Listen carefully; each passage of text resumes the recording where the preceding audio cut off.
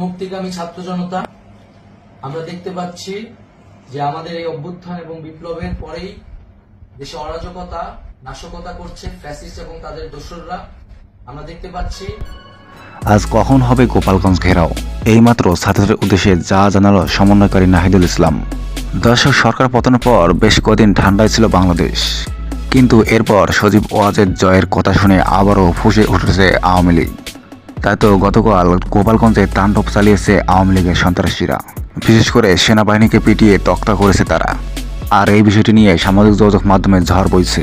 তাদের এমন কর্মকাণ্ডে আবারও খেপেছে ছাত্র জনতা। তাই তো আজ আবারও সমন্বয়কারী নাহিদুল ইসলাম গোপালগঞ্জ ঘেরাওর জন্য রেড টু মার্চ জারি করেছেন। এখন দেখার বিষয় দর্শক, শেষ পর্যন্ত আসলে গোপালগঞ্জে কি ঘটে। এই ছিল দর্শক এখনকার মতো আপডেট। আর এতক্ষণ আমাদের সঙ্গে থাকার জন্য আপনাকে জানাচ্ছি অসংখ্য ধন্যবাদ।